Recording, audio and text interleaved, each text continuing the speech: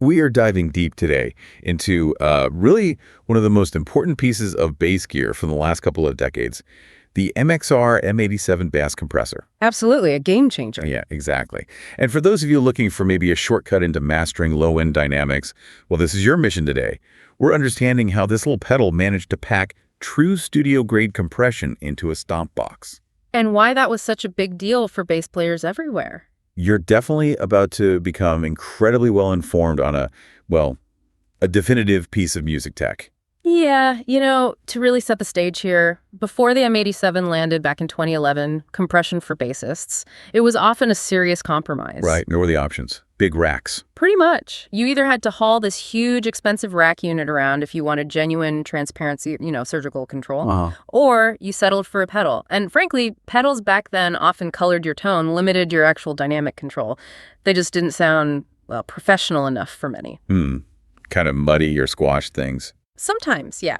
So the M87 wasn't just MXR Jim Dunlop dropping another product. It felt like them saying, okay, we're done compromising on low-end tone. And it just took off. It really did. It quickly became the benchmark for clarity, for consistency, a standard that honestly people still reference today when they talk about transparent compression. And our sources show that revolution, it was immediate. And it seems built on two really distinct breakthroughs in design. That's right. First, they somehow crammed VCA tech, that's voltage-controlled amplifier, which was usually just in high-end studio gear, into this tiny pedal format. Which was huge in itself. Yeah. And second, the thing everyone noticed right away, that defining feature, the industry-first 10-segment LED gain reduction meter. Ah, the LEDs, yes. That visual feedback was revolutionary for a pedal. Totally. Seeing exactly how hard the compression was working, in real time, that was just a game changer to help musicians finally understand dynamics properly on the fly. And that VCA architecture you mentioned, that really is the core magic behind its reputation for, pristine sound. Okay, so dive into that. The M87 uses a low-noise, fully analog VCA circuit. Correct. And it's the same style of circuit you'd find in legendary studio workhorses, like the classic DBX 160A. Okay. And choosing VCA wasn't just random. They were specifically chasing the highest precision and, crucially, the fastest possible response time to keep the bass's natural tone intact. No color. So, okay, why VCA specifically? Let's contrast it. I mean, people know optical compressors, right? Those are popular too. Right, and optical compressors work differently. They use light-dependent resistors, an LDR, and a light source. And that gives them a certain sound. It does. That approach often gives you a pleasant, maybe slightly warmer coloration. Some players really love that character. Yeah. But it also has this inherent delay, a kind of slight sluggishness, you could say. Not less sluggish. Because the light source itself, the bulb or LED, it physically has to ramp up and fade down. It can't react instantly. Yeah. People often describe opticals as having a nice bloom or a sort of organic feel, which is great. But the VCA, that's different. It's pure, unadulterated speed. Like a switch. Almost. Think of the VCA more like a tiny high-speed microchip controlling the volume instantly based on an electrical voltage signal. It's like a lightning-fast sonic gatekeeper. Gotcha. It grabs those transients immediately, precisely, which lets the M87 prioritize that surgical control, the flatness, the transparency over adding any kind of tonal color. But, speed and transparency aren't the whole story when you're dealing with bass frequencies, right? Yeah. The sheer power in those low notes. Exactly. That's where the deep, specialized engineering really comes in. And this is why the M87 became so vital for bass players specifically. It was designed from the ground up to handle the dynamics of a 5-string bass. Hey, that's a key point. Tell us more about that. Well, think about that low B string on a 5-string. It puts out massive low-frequency energy. Right, huge transients. Yeah, and those super low frequencies, that sub-bass information, it tends to confuse simpler compressor designs. It can overload the detector circuit. What happens then? The compressor reacts way too aggressively. You get that horrible pumping sound or nasty distortion just on the lowest notes. It can sound really bad. So how did MXR solve that? The sources mentioned the DBS 160A modeling. Right. The envelope detector, how it reacts, was modeled after the 160A's behavior. But, and this is the fun fact bit, MXR apparently spent over a year just obsessively fine-tuning the internal sidechain filters. Ah, the sidechain. Okay. Precisely. The sidechain filter basically tells the compressor which frequencies it should listen to before deciding whether to compress or not. So they filtered out the problematic stuff. Essentially, yes.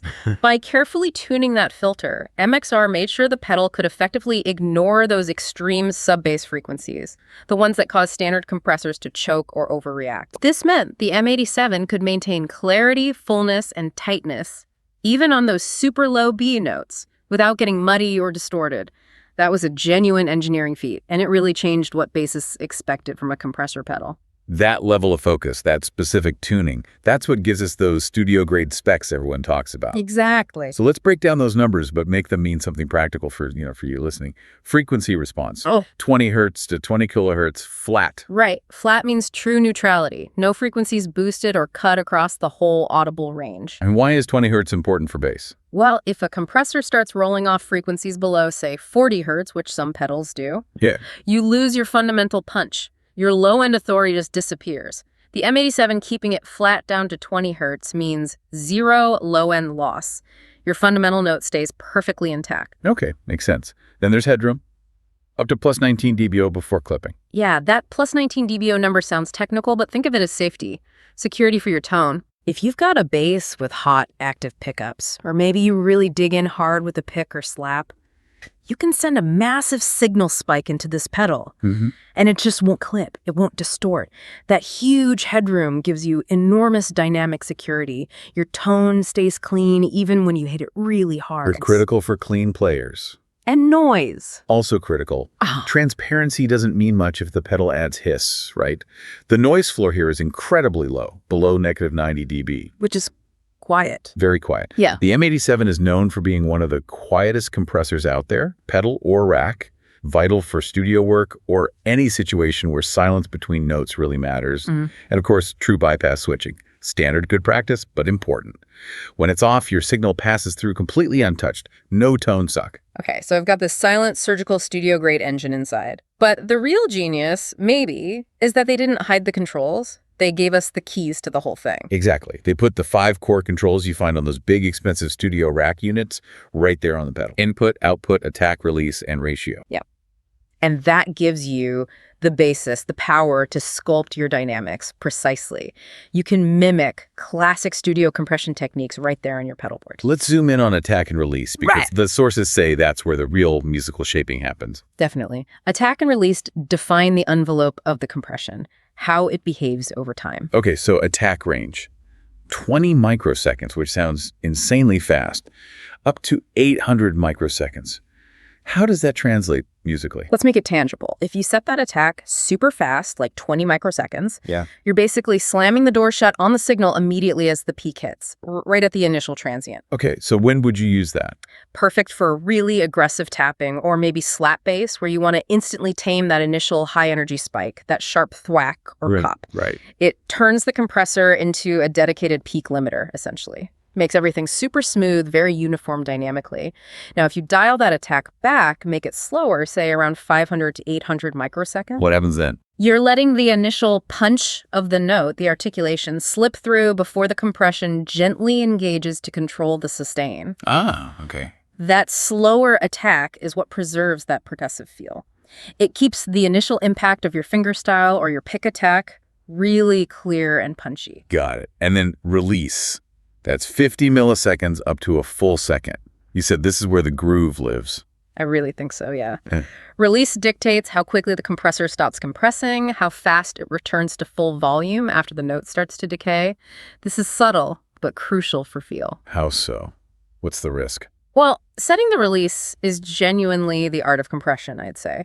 If you set it too fast for the tempo you're playing, the compression snaps back up too quickly between notes, you get that audible pumping effect where the volume jumps around awkwardly. Not good. Okay. And too slow. Conversely, if it's too slow, the compression holds the level down for too long. The next note you play starts quieter than it should because the compressor hasn't fully released yet. It kills the dynamic. So you need to time it. Exactly. You need to set the release so it breathes naturally with the rhythm of your playing.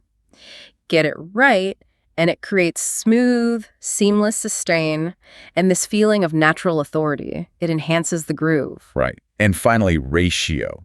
Goes from 4.1, which sounds subtle, up to infinity to 1, which is hard limiting. Yeah, that range means the M87 can really wear different hats, dynamically speaking.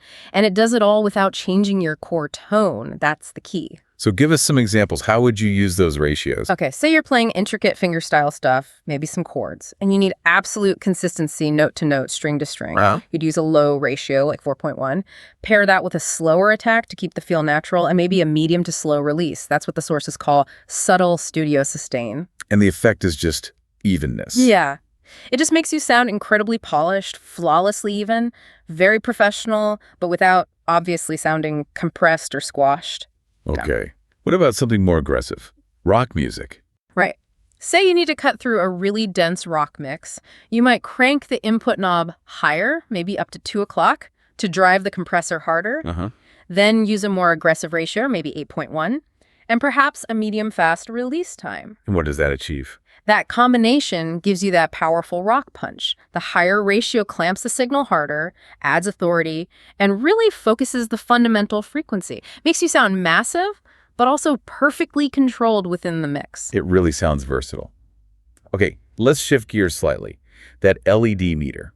You said it was revolutionary, but how important is it in actual use? Oh, arguably just as important as the VCA circuit itself, especially for playing live. Why live specifically? It solved a huge pain point instantly. Before that, dialing in compression on a dark stage was guesswork. Totally. You're just using your ears, hoping for the best? Exactly. The LED meter gives you immediate, accurate, objective feedback. It shows you exactly how many decibels of gain reduction are happening moment to moment. So you know exactly what it's doing. Precisely.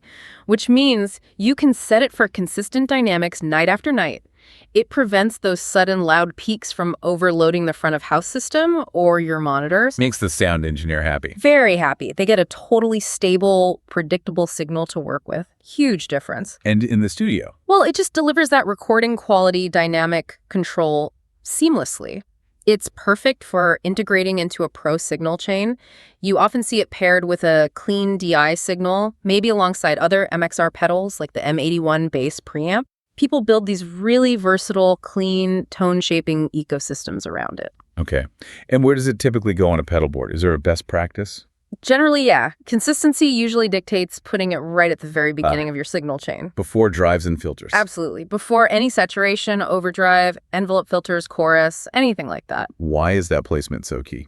Well, compression works best when it sees the raw, unadulterated signal straight from your bass. By normalizing the dynamic range, by leveling things out right at the start, you ensure that every effect after the compressor receives a much more consistent, stable input level. Oh, I see. And that makes your other pedals perform better. Your overdrive will sound tighter, more focused. Your envelope filter will trigger more reliably. Your modulation effects will behave more predictably. It basically optimizes your entire board. That makes a lot of sense. Yeah. So connecting this to the bigger picture then, the M87 really became the benchmark for neutrality, didn't it? The standard that other pedals are measured against. Without a doubt. It absolutely defined what transparent VCA compression meant in a compact pedal format. And is that transparency why it became so popular with pros? That's a huge part of it, yeah. That clean, uncolored sound is precisely why it achieved, well, almost legendary status. It quickly became a standard fixture on professional pedal boards. You know, guys like Justin Meldal-Johnson, Michael League. Lots of top players relied on it. And its sound became the reference point. Exactly. When people compare compressors now, the M87 is often the sonic footprint they reference for transparency. They'll contrast it with, say, the warmer, slightly slower response of an optical compressor, like the Aguilar TLC. Right. Or maybe the different kind of control you get from a multi-band unit, like the EBS Multicomp, which processes frequency separately. The M87 is the neutral ground. And its influence wasn't just sonic. You mentioned the LEDs earlier. Right. It was visual and architectural, too. That 10-segment LED meter wasn't just a gimmick. It was so successful, so useful. It fundamentally changed what players expected from a compressor pedal. Other companies followed suit. Oh, yeah. You saw high-end competitors like Dark Glass, Origin Effects, Empress incorporating similar detailed metering into their leader designs. MXR really set a trend there. And they even adapted the core circuit itself, right? They did. To show how solid that VCA architecture was, MXR took the core M87 circuit, tweaked the voicing slightly, maybe pulled back a little on the extreme low-end focus since it wasn't just for bass anymore, and released it as the M76 Studio Compressor. for guitars and other stuff. Exactly. Guitars, keys, even vocals. They realized they'd created a universally successful design, not just a niche bass thing. Okay, so let's try and summarize the why it matters here. The MXR M87, it basically pioneered putting high headroom VCA keck into a pedal. Check. It delivered genuine studio-level control over dynamics. Yep. Attack, release, ratio, the works. And it introduced that visual metering that completely changed how musicians understood and used compression, especially live. Absolutely game-changing feature. It didn't just compete, it really set the definitive standard for transparent bass compression. And it helped build this whole ecosystem of professional-grade MXR bass pedals like the M80DI, the M81 preamp, M82 filter, M83 chorus. A very coherent and popular line, yeah? So it really cemented MXR's place in the pro bass world. No question. Okay, so maybe here's a final thought for you, the listener, to chew on. We talked quite a bit about how MXR spent over a year specifically tuning those sidechain filters, really focusing on handling the difficult dynamics and the super low frequencies of a 5-string bass, right? Ensuring that tightness and fullness without any distortion down there. Right, that's specialized engineering. So given that very specific low-end focused engineering, how does that hypomercuric compression envelope, designed for the challenges of a B string, actually impact the perceived transparency when you use it on a standard 4-string bass? Where that extreme low frequency management might seem like overkill. Exactly. Is it truly just transparent? Or does that specialized focus maybe reveal or even impart a subtle, unique kind of tightness or control in the sub-bass frequencies that most players using standard 4 strings might completely overlook simply because they aren't pushing those extreme lows? What does transparency truly mean when the tool was forged for such a specific, demanding task?